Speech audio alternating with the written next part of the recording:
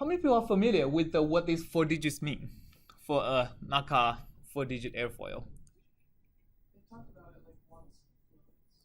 Okay, so let me actually tell you again. So these 4 digits are actually 3 numbers. The first digit is a number, the second digit is a number, the first 2 numbers controls the camber. Okay, so we'll get to that later.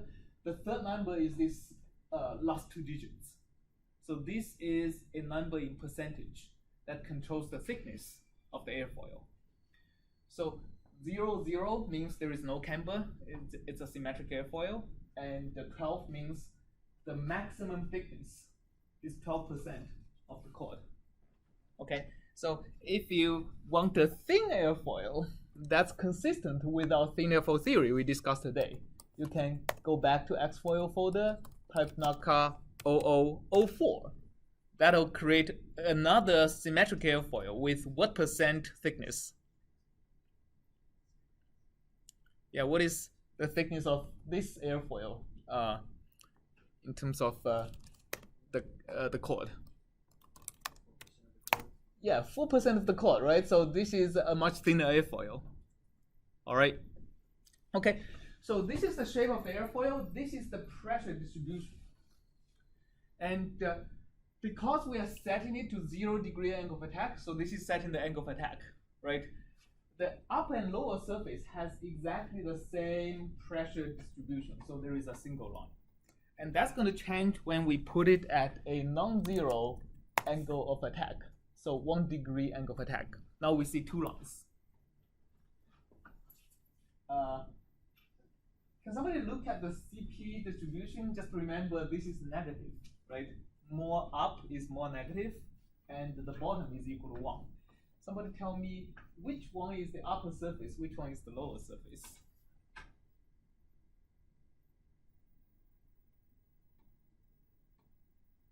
Yes? The upper surface is the one in the negative. Yes, the upper surface is the one at the negative, right? So at 1 degree angle of attack, this is supposed to create lift, right? The airfoil creates lift by having the upper surface working in suction, the lower surface working in pressure, right? So the lower one, which has higher pressure, should be the lower surface. The upper one, which has lower pressure, should be the upper surface. Now, just look carefully at the gap between the upper and lower surface. And remember what we had on the thin airfoil theory lecture today. So let me just reset all of these A's to 0 and only have A0, right? So having A1, A2, etc. all to 0 means I have 0 camber line, right? The slope is equal to just a constant, which means I have a symmetric airfoil at some non-zero degree angle of attack. I'm going to increase A0. And look at the vorticity distribution, right? The camber line is just a constant slope. And the vorticity distribution, remember from today's lecture, it is proportional to the difference between the pressure on the upper and lower surfaces, right? We use the Bernoulli's to say that the vorticity distribution is proportional to the velocity difference, which is proportional to the pressure difference. And look at this function and compare it against the gap between upper and lower surface. That's the pressure difference, right? Do you see similarities and differences? What similarity do you see? What difference do you see? Yeah? Like the one on the left looks like the full picture, and the one on the left looks like the one on the right, but like cut off. Yeah, the one on the left looks almost like exactly this one, right? I mean, not the line itself, but the gap between the 2 lines looks exactly like what we have here, except for the gap never goes to infinity, right? If you look at the function according to thin airfoil theory, what the function says is that we are visualizing this one, right? The first term has at t equal to 0, which is the leading edge. It has 1 plus cosine 0, which is 2, divided by sine 0, which is 0. It has 2 divided by 0, which is infinity, right? at the leading edge, this function goes to infinity. While for any airfoil with not exactly zero thickness, it's not going to go to infinity, right? At the leading edge, the gap is going to be the largest, but not infinity. Okay. Second thing I want to show you is that the pressure gap, the G, right, the vorticity distribution, which is proportional to the pressure gap, is linear with respect to A0, which is the angle of attack, right? So let's also look at, from Xfoil, confirm that the pressure difference scales with angle of attack. So there is a command A sequence that allows you to enter what is your first alpha value, what is the last alpha value, and what is the increment. So I'm going to go from -3 degrees to 3 degrees with a 1 degree increment. Okay, so here I'm plotting a series of different pressure distributions. And what is really important is to look at the gap between two adjacent ones. So if you put a vertical line anywhere and look at how the vertical line intersects with the pressure distribution lines, you're going to see the gap between adjacent lines are basically uniform, right? The only exception is right at the leading edge. Right at the leading edge, there are smaller gaps over here, bigger gaps over here. But like, if you start from somewhere away from the leading edge, you have uniform increments. Why is that the case? That's basically because the pressure distribution, right, can be written as a summation of two terms. One term is the pressure distribution at 0 degrees angle of attack. That's the middle one. The other term is the cause of angle, is the influence of angle of attack on the pressure distribution. And that is basically our gamma function that's proportional to the angle of attack, right? So the pressure is this middle function plus that thin airfoil theory function, 1 plus cosine divided by sine, times the angle of attack. All right, and that term, as we're going to see later, is actually independent of what the shape of the airfoil is.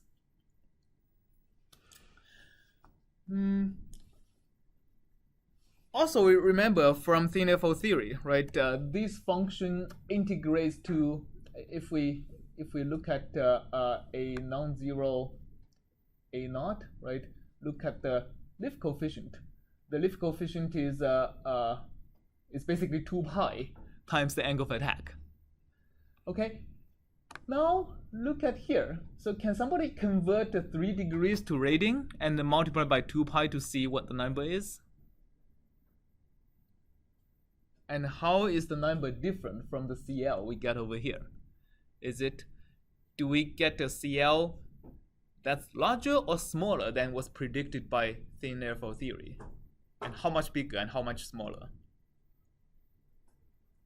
So the 5 degrees, how many degrees was it? 3, yeah. Degrees to radians times 2 pi is 0.328. 0.328. All right. So the CL here of this slightly thicker than 0 thickness airfoil, right, is actually slightly higher than was predicted by thin airfoil theory. And by slightly, it's maybe roughly 4% higher, right? And this is a 4% thickness airfoil. And let me just show you another. Okay, so that's CL, right? CL is slightly higher than was predicted by thin airfoil theory. And from here, you have a sense of what's the discrepancy between real-world airfoils and the thin airfoil theory. How about CM? How much moment, how much pitch-up moment do you get according to thin airfoil theory?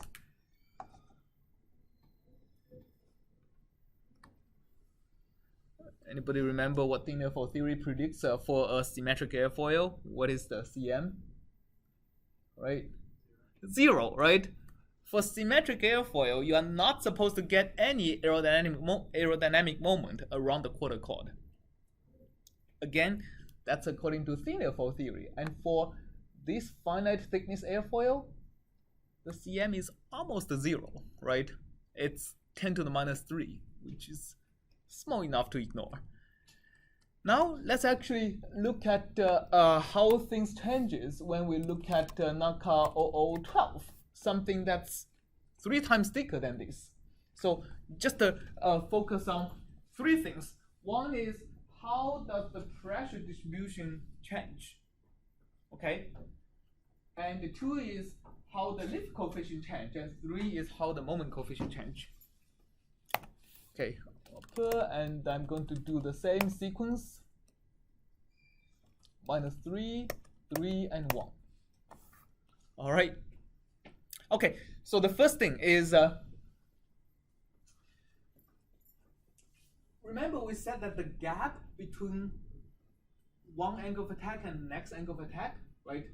That basically is the component of the dependence of pressure distribution on the angle of attack, right? So the pressure distribution consists of 2 parts. One part is the one part that only depends on the shape of the airfoil. The other part only depends on the angle of attack. So the gap between adjacent lines represent the part that only depends on the angle of attack, right? All of these are according to thin airfoil theory. But now, if you look at this, all of these are pretty similar except for on the leading edge, right?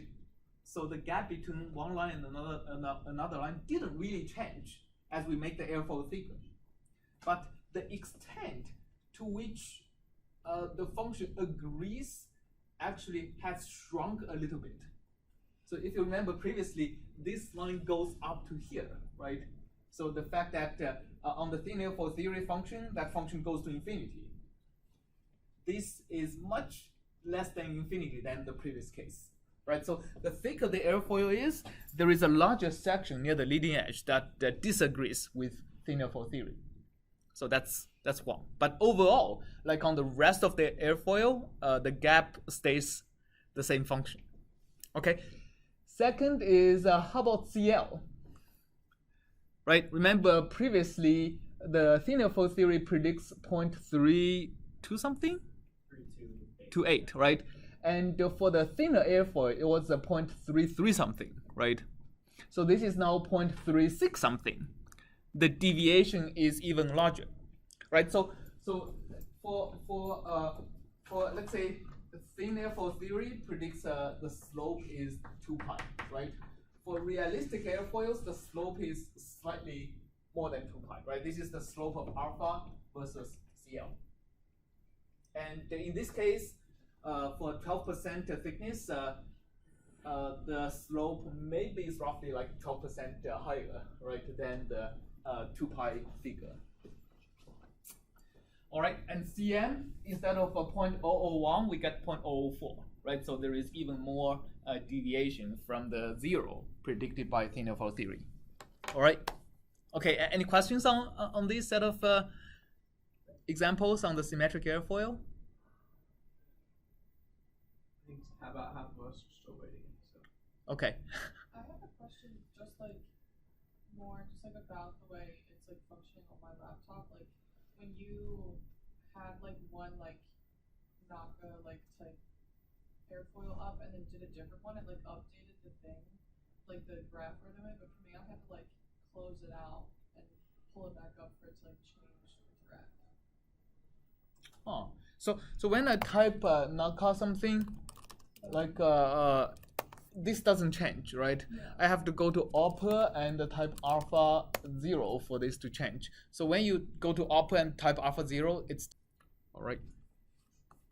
Okay, so let's talk a little bit about non-symmetric airfoils, about that. So going back to thin airfoil theory, if you want to construct a non-symmetric airfoil, we reset the angle of attack to 0, and we can increase A1, right? So changing any of these A's other than A0 into non-zero values is going to create some non-symmetric airfoil. In particular, changing A1 makes the airfoil like a parabola, right? So that to reproduce something like this, and we can see that the vorticity distribution is also like a semicircle, right? So that has a maximum in the middle and a small at the two ends. If you translate that into the gap of pressure distribution, that means the gap is going to be the maximum in the middle and the small at the two ends, right? So let's reproduce, let's try to reproduce that in Xfoil. And again, the Naka airfoil, the last two digits are the thickness. The first two digits controls the camber. The first digits controls the amount of camber in percentage of the chord. So if I type of 9, for example, that gives me 9% camber. That's the maximum camber you can make using the Naka 4-digit airfoil. Okay. And the second number controls where that maximum camber is. So the second digit is the only digit that is not in percentage. It's in tenth of the chord. So 1 means it's 1/10 of the chord, or 10% from the leading edge. 2 means 20% from the leading edge, and 5 means 50% from the leading edge, which is similar to what we are doing over here, right? Okay, and let's first make a thin airfoil with 4% thickness to start with. At alpha 0, here's what we get. Do you agree that the gap between the upper and lower surface is pretty similar to what we predicted using thin airfoil theory? Right, so this is the vorticity distribution, which is proportional to the gap between the upper and lower surfaces, right? Of course, the magnitude is different. This one is about 5% camber, while this one we made the maximum 9%. So maybe let's change it back to. So if I want to change it back to 5% camber, what airfoil should I make? Still like a parabola with the maximum at half of the chord. Remember, the first digit is how much camber you get, second digit being where the maximum camber is. 5504. Yeah, 5504, exactly. Okay, 0, yeah. So here, the difference, yeah, should be, actually CP is like twice as big as the vorticity distribution I get over here, right? Because in computing the CP, I need to divide the difference in the pressure by half of rho V infinity square. So the divide by half actually multiplies this by 2. So the gap between these is going to be about twice as big as the maximum over here. Okay, make sense? All right. So this is for the cambered airfoil at 0 degrees angle of attack. Let me do it a sequence again. -3, 3, 1. All right. So now I have the same airfoil at 7 different angles of attack. And if you remember what we said previously about the gap between one line and the other line, again, if you draw a vertical line over here, we get a uniform gap, right, between adjacent alpha angles, right? And now that function of the gap, the magnitude of the gap as a function of x, it's actually the same as what we saw before for the symmetric airfoil, right? This is predicted by thin airfoil theory, right? I mean, the gap is the same function except for at the leading edge where it breaks down, right? So if you look at the leading edge, you obviously get a bigger gap, like over here than over here. So, but if you look at behind the leading edge, we get a pretty much uniform, pretty much the same function, no matter which gap we look at. So this means that again, the pressure distribution is a summation of two parts according to thin airfoil theory. The first part depends only on the camber of the only on the shape of the airfoil, and the second part is a part that does not depend on the shape of the airfoil, but only linearly depend on the angle of attack, right? That linear part that only depends on the angle of attack is represented by the gap, and it's the same function. Not this function, but it's essentially the increment as I change the A0, right? So because of the linearity, it's basically this function. This function is the gap over here. Okay, any questions?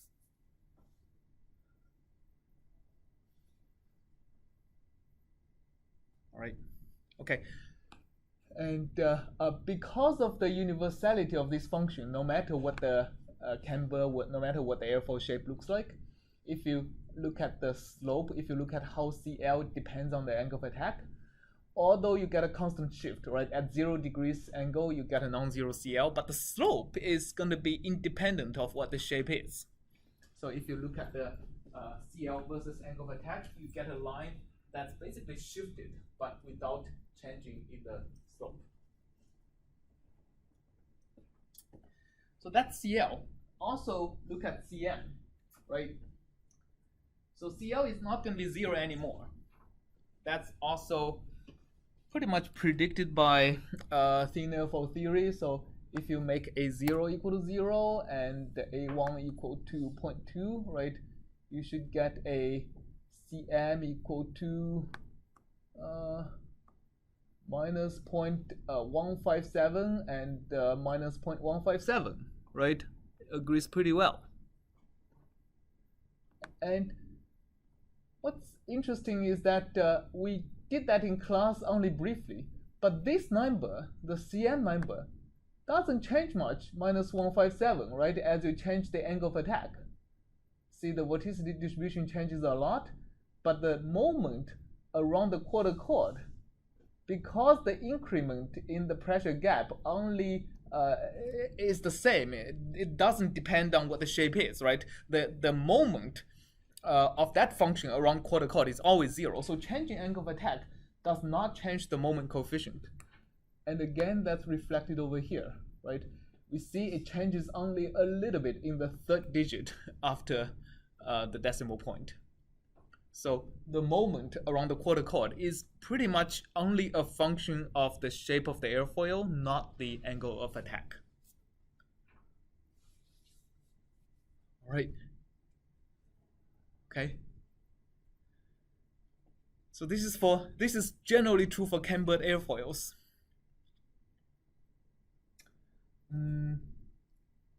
What else? So the last thing I kind of want to show is now we have played around the A0, A1, and let's play around A2 a little bit.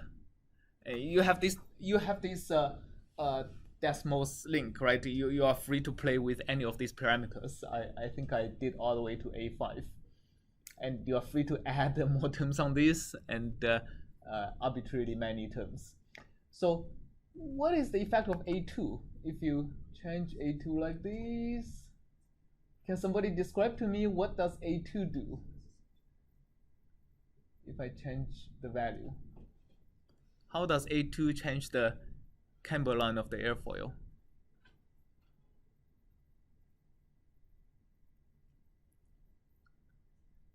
Seems to be shifting where the maximum camber is, right? Yeah, a positive A2 shifts the maximum camber to around over here, right? And a negative A2 shifts the maximum camber more towards the trailing edge. Okay, and one of the interesting thing is that as you change A2, you can see the trailing edge is no longer at z equal to 0. So if you change A2, for example, if I make the maximum camber close to, let's say, 30%, something like this, I also have to change A0 so that the trailing edge is at the same is equal to 0 line. Okay, so now when you look at this airfoil, the vorticity distribution is quite interesting. So the maximum vorticity is over here, is around maybe 30%, right? But there is a negative vorticity distribution near the leading edge and near the trailing edge. So the negative vorticity distribution near the leading edge means which side actually has lower pressure close to the leading edge.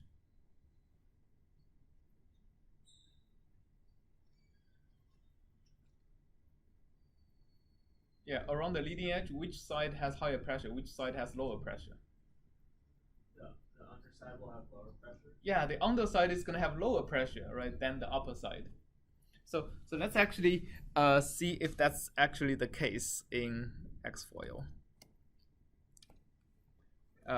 For this, let's actually make an airfoil that has maximum camber, not at the half of the point, but a little bit closer to the leading edge, right? Like what we have over here. So 30%. Somebody tell me, how do I modify this airfoil so that the maximum camber shifts upstream to 30%? Would it be the second number needs to be 3? Yes. So 5 is the 5% camber. Second number is 3 now. And still, let's keep it to be 04. Alpha 0. Okay. So do you see this reversal over here? Right. So again, because the NACA airfoil doesn't follow exactly the same function we have in thin airfoil theory, so it's not just the A1, A2, but like you can look up for Wikipedia on exactly the shape of the function of the NACA 4-digit airfoil. There is actually no reversal at the trailing edge, right? So if you look at the camber near the trailing edge, you can see it's actually significantly different from the camber here. So at the trailing edge, the camber here almost have a reflex shape. So there is actually a little bit of a negative curvature near the trailing edge that's not existent over here. The whole thing is positive curvature, right? It is curving down all the way. So the reversion at the trailing edge doesn't happen over here, but the reversion at the leading edge is pretty obvious. Right, so at the 30% of the chord, the upper surface is in suction, the lower surface is in pressure, but around the leading edge, it's reversed. The lower surface is now have a suction peak, and the upper surface, a little bit over here on the upper surface, is the stagnation point. All right, this is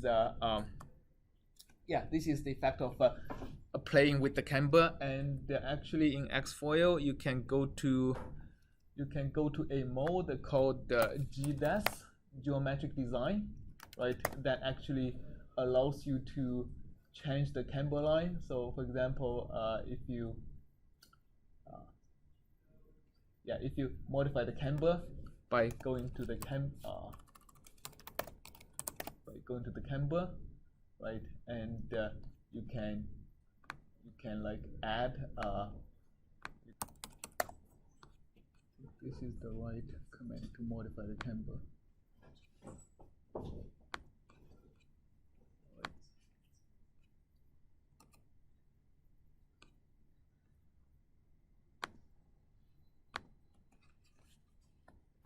Okay.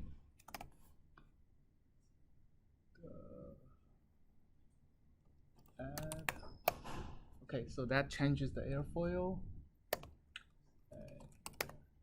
Execute. Okay. Yeah. So this is the new airfoil with a added reflex at the end, and you can see the pressure gap between the upper and lower surface also with the reverse the sign, right? So this is basically one of the methods in Xfoil where you can edit the shape of the airfoil by changing the camber using your mouse and change the behavior, right? So that's something you can basically people who design airfoils would explore a lot. Okay, is there any additional help I can offer in setting up Xfoil or